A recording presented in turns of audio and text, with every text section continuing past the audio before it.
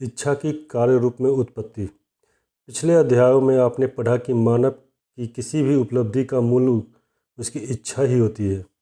इच्छा वह पहला कदम है जो आदमी अमूर्त से ठोस वास्तविकता की तरफ लेता है और कल्पना की कार्यशाला में प्रवेश कर उसकी संपूर्ति के लिए योजनाएं बनाने लगता है। द्वितीय अध्याय में यह स्पष्ट कदमों का उल्लेख किया गया था जिससे आप इच्छा को उसके भौतिक प्रतिरूप यथा धन संपत्ति में बदल देते हैं। उन कदमों में से एक है एक व्यवहारिक और स्पष्ट योजना बनाना जिसके द्वारा यह परिवर्तन संभव हो पाए। नीचे बताया गया है कि कैसे वे योजनाएं बनाएं जो व्यवहारिक हो। पहला, उस समूह या समूहों के साथ स्वयं को जोड़ें जो आपको अपनी इच्छा की पूर्ति में सहायक सिद्ध हो। उसमें आगे के अध्याय में दिए गए मास्टरमाइंड सिद्धांत पूरी तरह लागू होते हैं। उस निर्देश को पूरी तौर पर पालन अति आवश्यक है, यह याद रहे।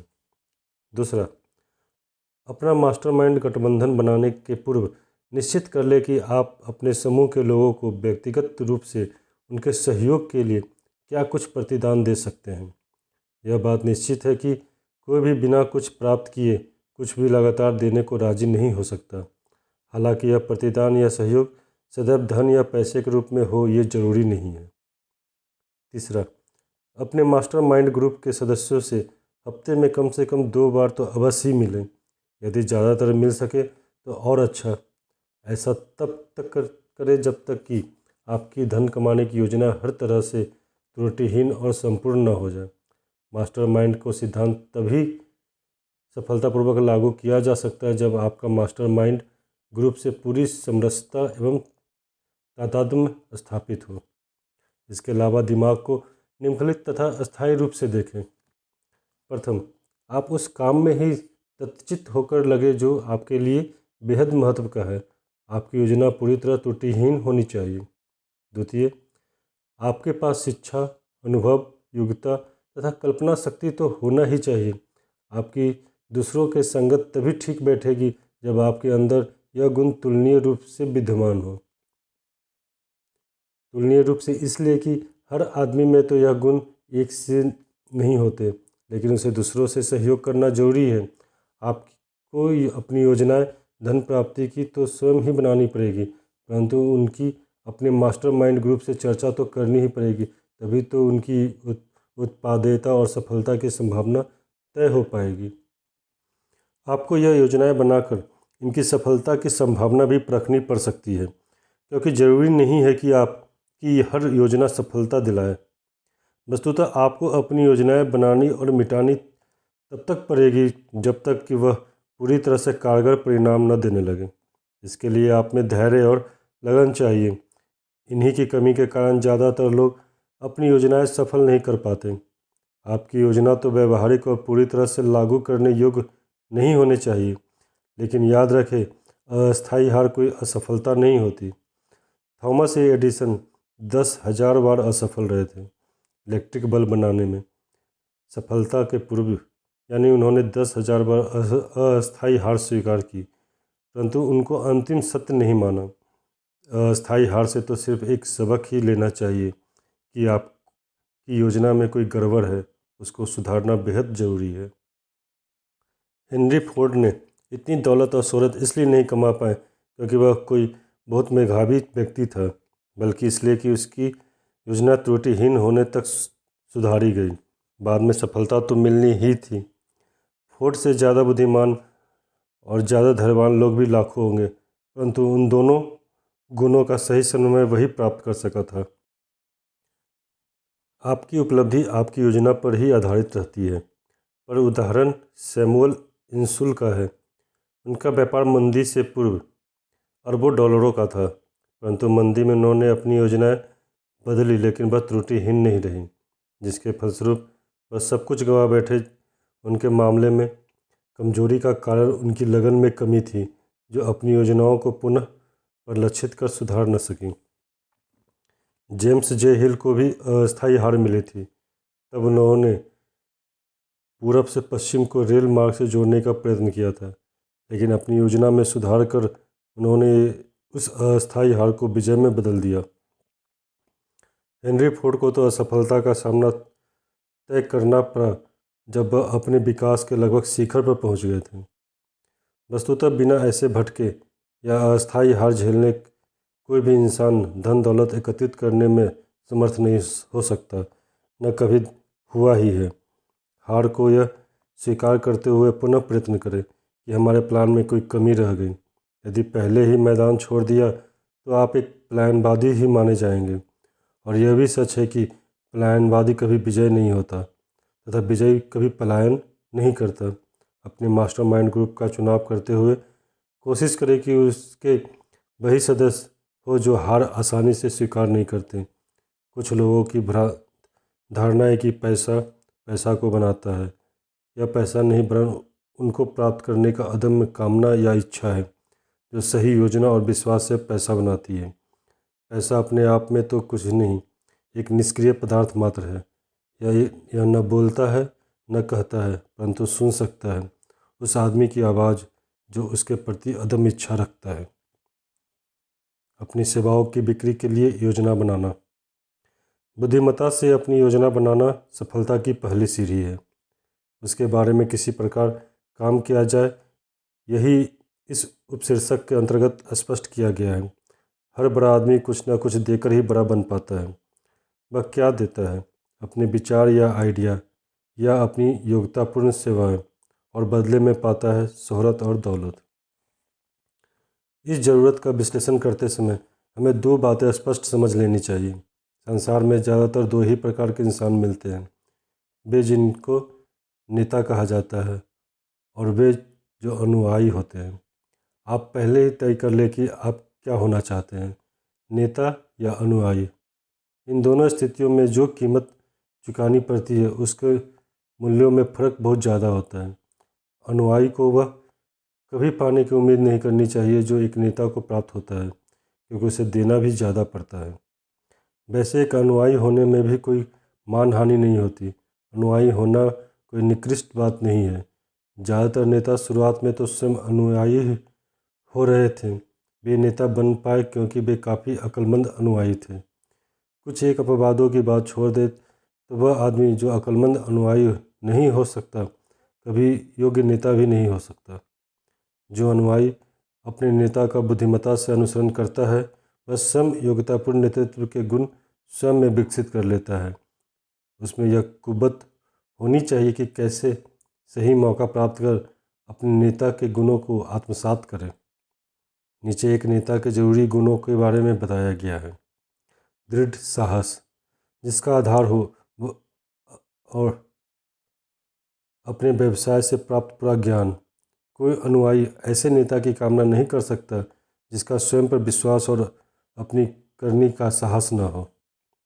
आत्मसंयम, जो आदमी अपने आप पर ही नियंत्रण नहीं कर सकता, वह दूसरों पर क्या नियंत्रण रख पाएगा। आत्मसंयम अनुयायियों में भी अटूट साहस का संचार करेगा।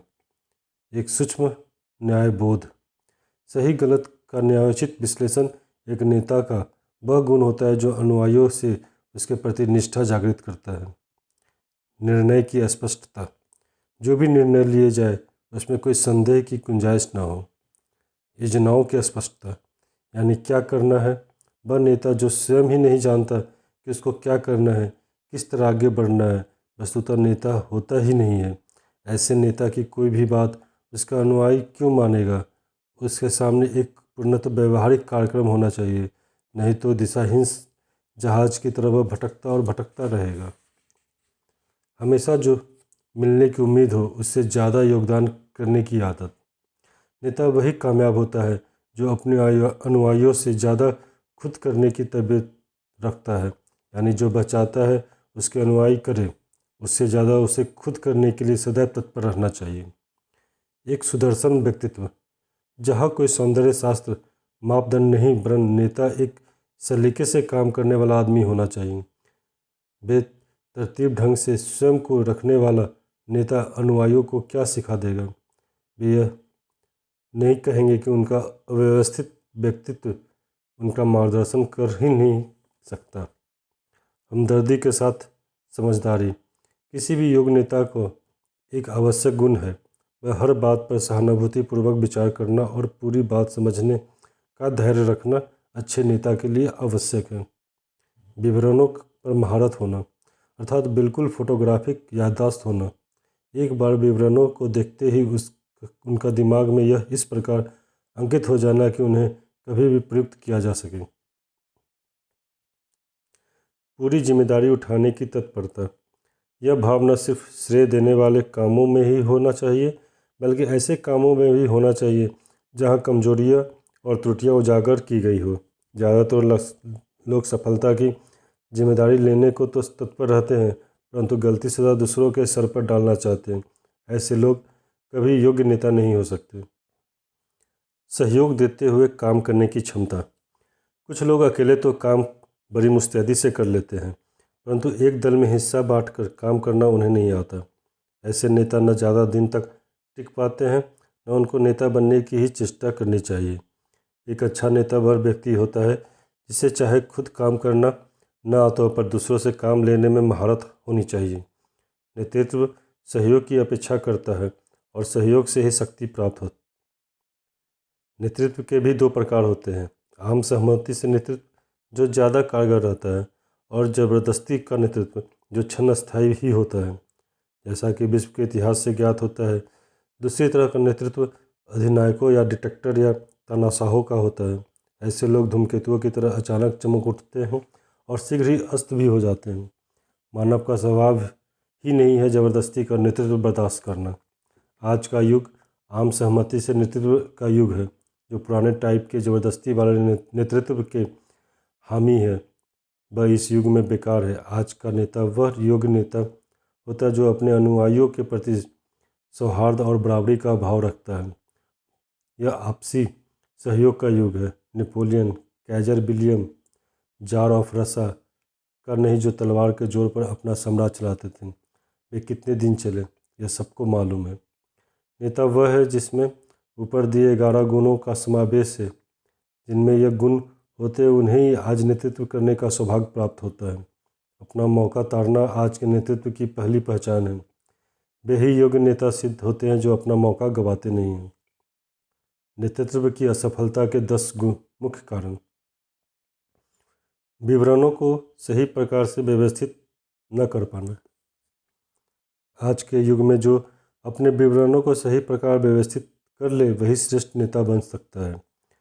जो यह कहते हैं कि वे अति व्यवस्था के कारण व्यवस्था और अनुशासन पर ध्यान नहीं दे पाते, झूठ बोलते हैं। योग्य नेता का यह स्पष्ट पता होना चाहिए कि कहाँ रोड़े पैदा हो सकते हैं और कहाँ अव्यवस्था अवरोध पैदा कर देगी। इसका अर्थ यह हुआ कि उसे यह भी ज्ञात होना चाहिए कि व्यवस्था को सुचारू ढंग से चलाने के लिए किस प्रकार जिम्मेदारियां बांटी जाए। यह निश्चित है कि सब काम वह स्वयं ही तो नहीं कर सकता, उसे काम बांटने का सबसे सहयोग लेते हुए काम करना आना बहुत जरूरी है, नहीं तो वह कभी भी सफल नहीं हो सकता। दूसरा, छोटा या साधारण काम करने की अनिच्छा। जो बड़े नेता होते हैं वह मौका पड़ने पर छोटे से छोटा काम करने में भी नहीं हिचकते। सबसे बड़े को सबसे छोटा काम करना आना चाहिए। यह सिद्धांत नेतृत्व के क्षेत्र में पूरी तरह लागू होता है। तीसरा, जो वह जानते हैं उसके आधार पर भुगतान की अपेक्षा करने के बजाय उसके जो वह कह रहे हैं, यह आज एक आम कमजोरी हो गई है। ऐसे लोग यह स्वीकार नहीं कर पाते कि विश्व उसको मान्यता देता है जो वह स्पष्ट प्रकट करते हैं, उसको नहीं जो अभी उसके मन में ही है। चौथा, अपने अनुयायियों से स्पर्धा का भाव। जो आदमी अपने अनुयायियों से भयाक्रांत रहता है कि कहीं भी उसको अपदस्थ न कर दे, शीघ्र ही अपदस्थ हो जाता है, क्योंकि उसको मालूम रहता है कि नेतृत्व के वांछित गुणों का उसमें अभाव है और जो उसको अनुयायियों का या अनुयायियों के पास है। योग्यता में कमी ही ऐसे नेताओं के पतन का मूल कारण होती है। उनको यह समझ नहीं आता कि कैसे वह उस गुण को अपने अंदर विकसित करे जो उनके अनुयायियों में है और जो वांछित भी है। ऐसे लोग ही दूसरों से काम लेना नहीं जानते, क्योंकि उनको भय रहता है कि वह आदमी उनसे बेहतर काम करके उनकी अक्षमता को और स्पष्ट कर देगा। दूसरी तरफ क्योंकि उनमें उतनी योग्यता नहीं है, इसलिए ज़्यादा काम करने के बावजूद उनकी अक्षमता ही उजागर होती है। 5वां, कल्पनाशीलता की कमी। स्पष्ट है कि कल्पना शक्ति के बगैर नेता कभी भी योग्य सिद्ध नहीं हो सकता, खासतौर पर जब कोई आपात स्थिति पैदा हो जाए और तुरंत योजनाएं बनानी हो। ऐसा आदमी नेता बन ही नहीं सकता। स्वार्थपरता। नेतृत्व का मूल गुण दूसरों को, अनुयायियों को अधिक से अधिक श्रेय देकर प्रोत्साहन देने में निहित रहता है। यदि वह स्वार्थ के कारण सारा श्रेय खुद ही लेने का प्रयास करेगा तो कौन उसके मातहत होकर काम करना पसंद करेगा। 7वां, स्वयंहीनता। कोई भी अनुयायी स्वयंहीन नेता के साथ काम करना पसंद नहीं करता। स्वयंहीनता वस्तुतः एक व्यक्तित्व की कमजोरी होती है जिसे न सिर्फ एक गुट वरन वह व्यक्ति की भी कभी सफल नहीं हो सकता। 8वां, निष्ठाहीनता। कदाचित खराब या अयोग्य नेता की यही पहली कमजोरी होती है। जो स्वयं निष्ठाहीन होगा वह दूसरों को कैसे अनुशासन या संयम का पाठ पढ़ा सकता है। ऐसा आदमी न सिर्फ समाज में वरन किसी उद्योग में कभी भी कोई प्रतिष्ठा प्राप्त नहीं कर सकता। 9वां, सत्ताभिमानता। जो नेता अपनी सत्ता के अभिमान में सदैव दूसरों को झुकाने की चेष्टा करता रहेगा वह लोगों में भय तो जागृत अस्थायी रूप से भले ही कर ले, दिल से उसे कोई नेता नहीं मानेगा। यदि असली नेता है तो लोग स्वयं उसके सामने झुकेंगे। यह कह कह कर कि मैं नेता हूँ वह अंततः एक तानाशाही बनकर रह जाएगा जिनका आज के युग में कोई स्थान नहीं है। 10वां, उपाधि का मोह। यदि कोई नेता अपने नाम के पीछे बड़ी बड़ी उपाधि या पुछल्ला लगाए घूमेगा तो क्या वह अपने अनुयायियों से थोड़ा भी सम्मान प्राप्त कर पाएगा। असली नेता वह होता है जिससे कोई उपाधि स्वयं गौरवान्वित होती है। महात्मा गांधी ने कभी कोई उपाधि की कामना नहीं की और आज भी हजारों करोड़ लोग उनको अपना नेता मानते हैं। यह 10 गुण उन प्रमुख कमजोरियों के वाहक है जिनके कारण लोग योग्य नेता नहीं बन पाते। उनमें से किसी एक की भी मौजूदगी व्यक्ति को नेता बनने से वंचित कर देगी। पाठक चाहे तो स्वयं इतिहास से सैकड़ों उदाहरण इन गुणों की अपरिहार्यता निश्चित करने के लिए चुन सकते हैं। यदि सफल नेता बनना है तो उन अवगुणों को अपने पास भी भटकने न दें।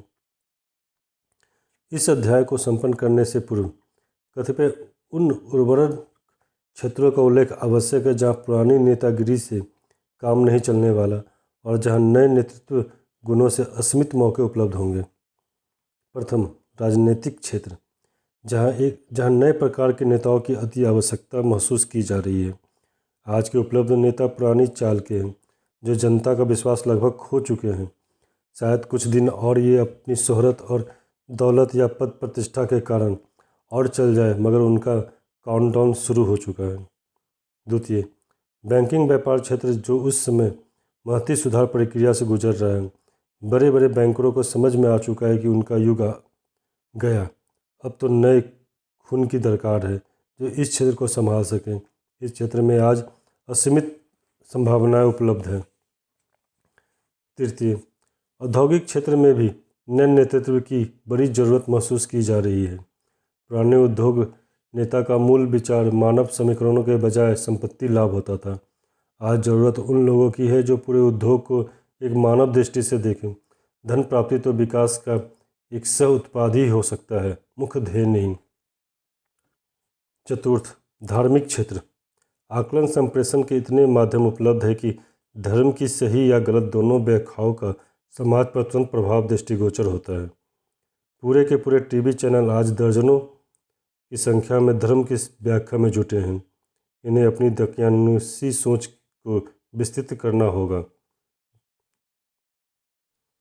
धर्म का मूल तत्व कर्तव्य बोध का जागरण है, मात्र पूजा पाठ का विधान समझना नहीं। धर्म सिर्फ योगार्थियों की बपौती ही नहीं है। इसके जरिए हम न सिर्फ आध्यात्मिक और नैतिक वरन सामाजिक, आर्थिक और सांस्कृतिक समस्याओं का निदान प्राप्त कर सकते हैं।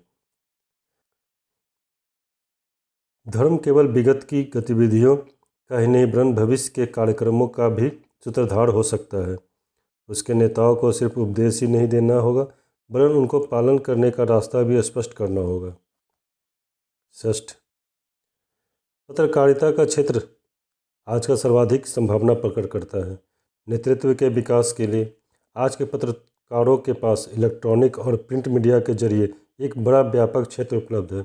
यह लोग हमारे समाज, देश और धर्म के लिए ज्ञानेंद्रियों का काम कर रहे हैं। सही गलत की विवेचना कर निरंतर मानव मंथन का अमृत निकाल रहे हैं। उनको यह काम ज़्यादा निष्ठा और प्रतिबद्धता के साथ पूरा करना है और तय करना है कि इस जनमानस मंथन में वे राक्षसों की भूमिका निभाएंगे या देवताओं की। यद्यपि उन क्षेत्रों के अलावा अन्य कई क्षेत्र भी यथा IT नए नेतृत्व की मांग कर रहे हैं, परंतु उन 6 क्षेत्रों में नए नेतृत्व की चाह तीव्रतर है, क्योंकि अब सोच में एक आमूलचूल परिवर्तन की अपेक्षा है। नीचे दी गई सूचना कई वर्षों के अनुभव का निचोड़ है, जिसके द्वारा हजारों लोग अपनी सेवा बड़े बड़े संस्थानों में बेचने में सफल हुए हैं, इसलिए व्यवहारिक एवं भरोसेमंद है।